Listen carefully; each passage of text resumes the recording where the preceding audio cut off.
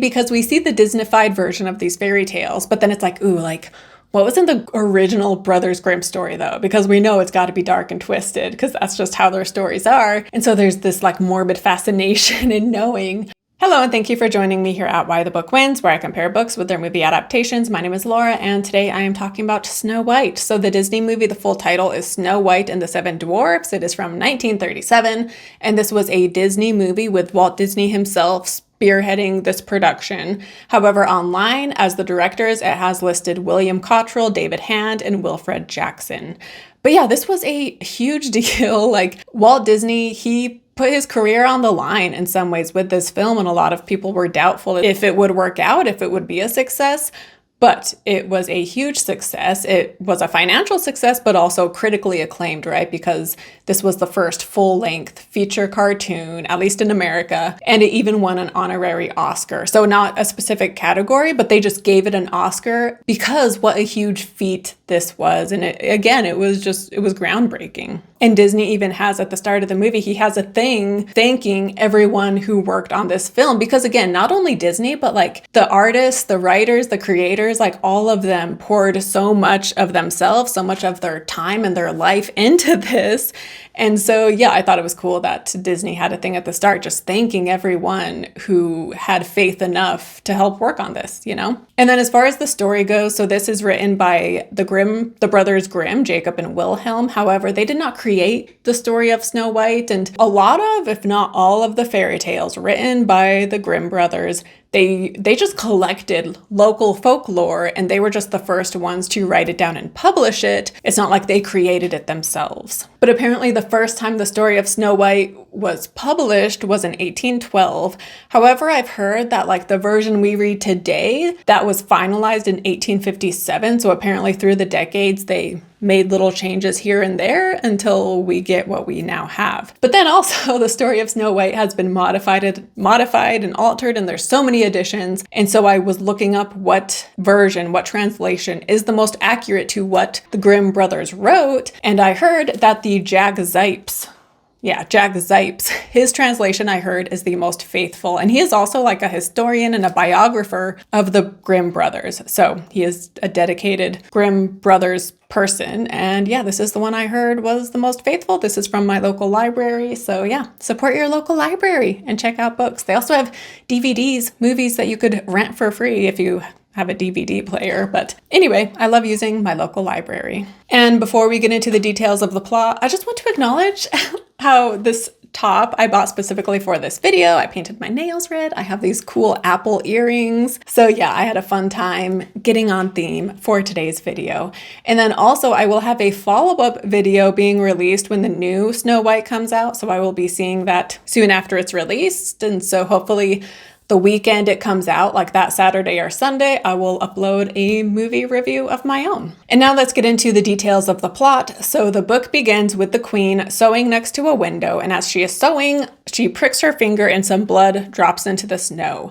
And she thinks to herself, like, wow, that's so beautiful. If only I had a daughter who was white as the snow, red as blood, and black as the wood of this window frame. And so that is what she does. She has a child who ends up being a girl that has all three of these colors. And they name the daughter Snow White, of course. And when Snow White is 7, the queen has a mirror that she will consult as to who is the prettiest in all the land, who is the fairest. And the queen is known to be the most beautiful. However, when Snow White is 7, the queen consults this mirror, and the mirror tells her that although the queen is beautiful, Snow White is 1,000 times more fair than she. And so the queen is very upset by this. And so she orders a huntsman to take Snow White out and kill her and bring back her lungs and liver as proof. And the queen is going to eat the lungs and liver that he brings back. However, when the huntsman is going to kill Snow White, his heart is softened by her cries and he lets her go. And he instead brings the queen the lungs and liver of a wild boar, which she then eats, thinking they belong to Snow White. So yeah, in the book, the queen is a wannabe cannibal. And I recently covered The Silence of the Lambs and Hannibal, so of course I couldn't help but think of Lecter as I read about the queen doing this. Anyway, in the movie, they make the change to have the queen be her stepmother rather than her biological mother. And Disney, they really they really hurt stepmothers. But I assume he did this because, like, the thought that a mother could treat her own biological child in such a horrible way was probably not the message they wanted to send. And so it made it seem not as bad when it's not the person's birth mother, right? It's just this evil woman the father married and she has it out for the stepdaughter. But yeah, in the book, it was her biological mom. But anyway, so the queen, she is very envious of Snow White's beauty from a young age. And so she has Snow White dress in rags and clean up around the castle. So it is very Cinderella-esque in that way. And then when Snow White seems to be somewhere in her teens, definitely not 7 years old. Like in this story, she's definitely older than that. But yeah, at this point, the mirror tells the queen that Snow White is more fair than she. And so she tells her huntsman to kill Snow White and bring back her heart. And the same thing happens as in the book, but here the queen doesn't eat the pig heart. She just keeps it in the box he put it in. And in the book, after the huntsman lets Snow White go, she then runs all day through the forest trying to get away, and she ends up finding a cute little cottage. And when she goes inside, everything is like so tiny and fit for a child, and it's very clean. And then she goes upstairs and she sees 7 beds, and she lies down in one of them to go to sleep. And of course, this house belongs to the 7 dwarfs who are at work, working at a mine. And when they come home, they see her and they are just like so taken with her beauty as she is sleeping. And when she wakes up, they allow her to stay when she tells them that she will help with the cooking and cleaning. Whereas in the movie, Snow White befriends the animals and they kind of seem to guide her to the dwarf's house.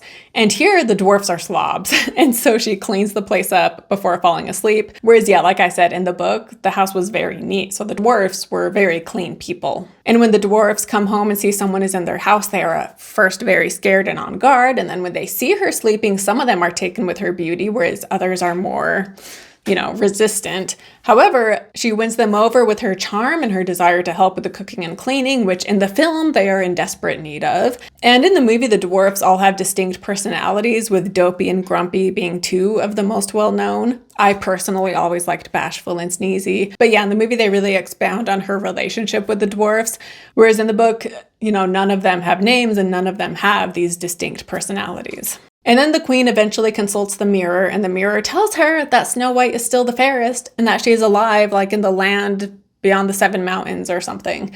And so the queen, she dresses up and puts makeup on to hide her identity. And she goes to where Snow White is, and she says that she is the peddler woman and she is there to give Snow White some lace. And then Snow White lets her inside and the queen ties this lace for Snow White. I'm assuming this is like a corset situation type of thing.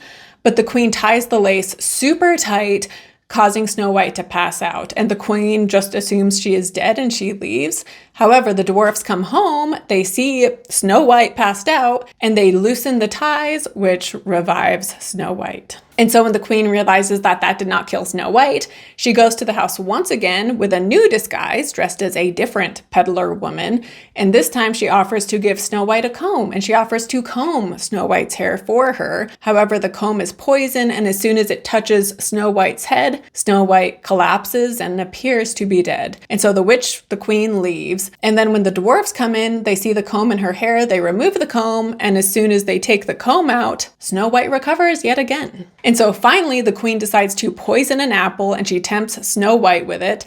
And Snow White is more cautious at this point because she knows that the queen has tried to kill her twice, and so she is very on guard. But this woman looks different than the others, and she also cuts the apple in half. And the queen eats half of the apple and offers Snow White the other half.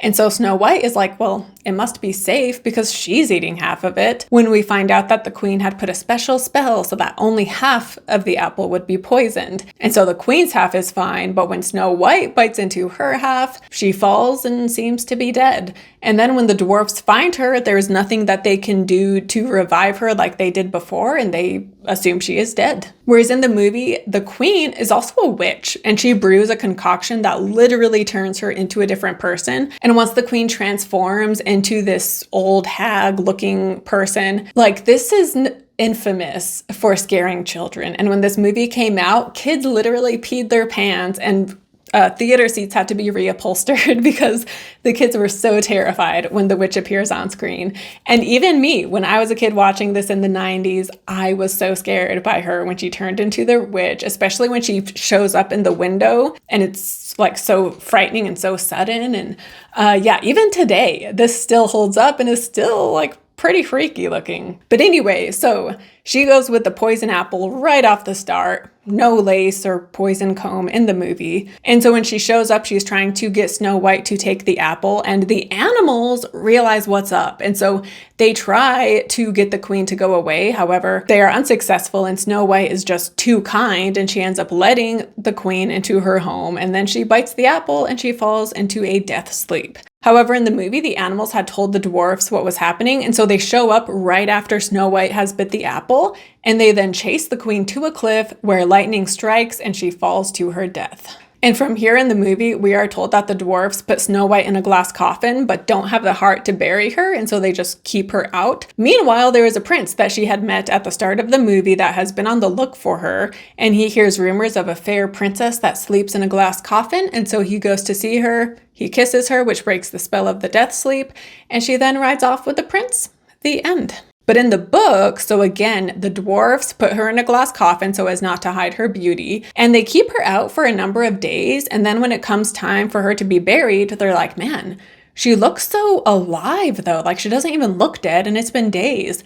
And so they decide to just keep her out. When then a prince comes by and he is so taken with her beauty. And so he convinces the dwarfs to let him have Snow White in her coffin. And in his castle, again, he is so obsessed with her beauty that he has to have her everywhere he goes. And so his servants are just constantly having to move the coffin from place to place throughout this castle. And so at one point, one of the servants is getting so frustrated at having to move this heavy coffin all over the place. And so he picks up Snow White's body, and in doing this, he moves her in a way that dislodges the chunk of apple that was stuck in her throat, and it comes out. Basically, he does the Heimlich maneuver on her, and this revives her, and she comes alive, and she and the prince decide to get married. Meanwhile, the queen, for a while, the mirror has been telling her that the queen is the fairest of them all, so she's happy. However, she then gets an invitation to the prince's wedding. However, she does not know who he is marrying. And soon before she goes to the wedding, she asks the mirror who is the fairest of them all, and he tells her, oh, Snow White, she's back again, and now she's the fairest. And from here, the queen goes to the wedding, and then she sees that Snow White is the one marrying the prince. And then from here, it's a little vague, but it doesn't say who, but I'm assuming the prince or Snow White. They make metal shoes that the queen has to wear, and they put them on her feet when they are freshly made. And so they are very hot and they burn her feet. And then she has to dance in these metal shoes until she dies. And that is the end of the book. So I did want to point out, Snow White is 7 years old at the start of this story. And so it might seem weird that a prince who we can assume is a grown man is obsessed with the beauty of a 7-year-old and then marries her when she awakes. But the book does say that Snow White is in her coffin for quote unquote a long, long time. So we don't know how much time has passed. Also, because she's not dead, I guess she's continuing to grow while in the coffin. Obviously, this is a fairy tale, so we don't need to try to figure out the logic, and we need some suspension of disbelief, but I would assume a number of years have passed by the time the prince comes around, and by the time she is revived, she is probably somewhere in her teens. So it's not quite as weird as him marrying a 7-year-old. But then I want to talk about the movie and the prince in the movie specifically, because I have heard different theories on the ending. One being that the prince and Snow White are both dead in the end, even speculating that the skeleton in the basement of the queen's castle is his former body, and then his ghost is there to bring a dead Snow White to their heavenly castle in the sky. Because the castle, it definitely looks like it's a castle in the sky, right? And it's not real, it's not a tangible place. And then the other theory I've heard is that the prince actually represents death. And that is why she was so scared of him when he first appears at the start of the movie. And then when he kisses her at the end, it is literally the kiss of death. and Death then guides her to the afterlife. And so these theories, they are much darker than what Disney was going for. And so I don't think this is what he had in mind when they created this ending. And then it's also not the ending of the book either. And so I do think these are just fan theories. I don't think they actually are. Again, it's not what was intended when they created this. And yet I still thought they were interesting. And that is why I shared them, because it is kind of fun to just maybe dig deeper into a movie than what the creators had in mind. But yeah, I don't know. I thought they were fun and interesting. So that is why I am sharing them. But then I did want to talk about Grumpy, because his name is Grumpy and he does not like Snow White right off the bat. He is not swayed by her charm, at least not outwardly. And he also is very against women in general. And he has like these, sexist ideas about women. And he doesn't want a woman in the home. And he doesn't think they should have to clean up and be neat. And before you know it, they're all going to be a bunch of sissies if they let this woman take over, kind of a thing. And so I just thought this was funny. I don't know if I have much more to expound on that aspect of the story than just I thought it was kind of interesting that this character is so resistant to a woman being in the house. But also the fact that when she's making the pie in the end, she puts Grumpy's name on it because she is trying to win him over.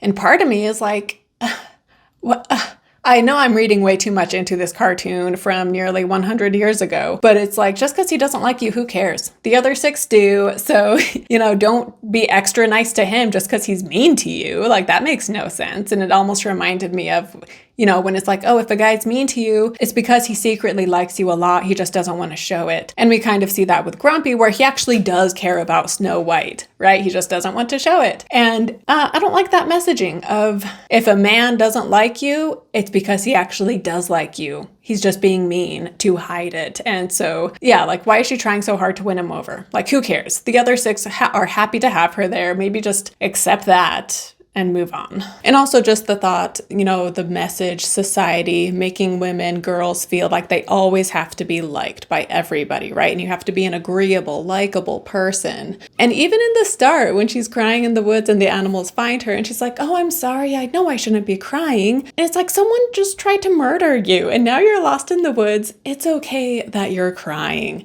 And I know, again, I sound like I'm making a huge deal out of something so minor, but how many girls were raised watching these princess movies, right? And it does get into your subconscious, and it does, to some extent, contribute to how you behave and how you want the world to perceive you and how you feel like you should be perceived. And so I'm not saying people shouldn't let their kids watch Snow White. But yeah, I don't know, maybe just having more awareness of the message that certain media is telling young children. But when it comes to book versus movie, so I think part of the appeal in today's day and age with the Brothers Grimm fairy tales is like a morbid curiosity, because we see the Disneyfied version of these fairy tales, but then it's like, ooh, like, what was in the original Brothers Grimm story though? Because we know it's got to be dark and twisted, because that's just how their stories are. And so there's this like morbid fascination in knowing what the dark twist, the violence is that is within the story. And so, I'll admit I'm part of that group where I kind of like, even things aimed towards children, even as a kid, I sort of liked when there was a little bit of darkness mixed into it. And, even the movie Snow White, like I said, the witch did scare me as a kid, and yet I enjoyed the movie and I liked that it scared me. And in the book Snow White, I went into it, I guess I was expecting it to be darker, again, because it's the Grimm brothers. And, we do have the queen wanting to eat Snow White's, intestines. And then we also have her dying in the end by like dancing to her death. But the part with the apple being stuck in her throat, that was just kind of funny. And so I was entertained by it, but the story in general, it wasn't quite as dark as I expected. And then with the movie, it's so hard to rate this because it almost feels like it should be an automatic 5 stars given how groundbreaking it was. And it still holds up. Like the artwork, the illustrations, it's just so beautiful and so detailed, and it's just so pleasing and wonderful to look at. And then I think it was a really fun idea to give these 7 dwarfs these unique personalities. Like that was such a good idea. But I do kind of think that the queen stole the show, because anytime we are focusing on her, my eyes are locked on the screen. But granted, I also will say that the main plot is moved by the queen, and so there's that as well. Like seeing Snow White interact with the dwarfs is fun and it's character development, but it's not moving the plot. Whereas the queen, she is the one taking action and she is making things happen. So there is that too. So that could be partly why I find her more interesting. And I did read that they wanted to include more of the prince, but ended up not for whatever reason, which is a shame because I've always felt that was a weakness to this story. Like, I feel nothing between the prince and Snow White. Like, who is this random guy? Like, who cares about he and Snow White getting together? The only thing is that he saves her life. But even that, it's like true love's kiss is what is supposed to save her life, but we haven't seen that this is true love. Like, I haven't felt a budding romance between them. Like, they interacted once and she was scared of him. So I'm not feeling this. And, you know, a great example of a Disney cartoon that did a great job with the prince and making the relationship be one we were rooting for is, of course, Snow White. So I feel like that must have been one of the first times that Disney really dedicated time to the prince. And yeah, again, it paid off because when you watch Sleeping Beauty, did I say Snow White earlier? I meant Sleeping Beauty. You actually want Aurora and Prince Philip to get together because you get to know both of them so well through the course of that movie. But yeah, usually at the end here, I pick a winner, and I guess I'll say the movie wins. I feel like this is a hard one because, again, the movie is so groundbreaking that it's hard not to pick the movie, but yeah, I don't know. I'll say the movie wins, but I did really enjoy the short story. And it makes me want to cover more Grimm Brothers. Like, you know, they wrote Cinderella, I know. And there are so many short stories in here. So Cinderella is just the first one that's coming to mind right now, but I know they wrote others. So yeah, it would be kind of fun to kind of go down the line and cover the different Disney movies that are based on one of the Grimm fairy tales. But anyway, thank you so much for watching this video. Again, I will have a follow-up video sharing my thoughts on the new movie, so stay tuned for that. Don't forget to like and subscribe, and I will see you next time. Bye.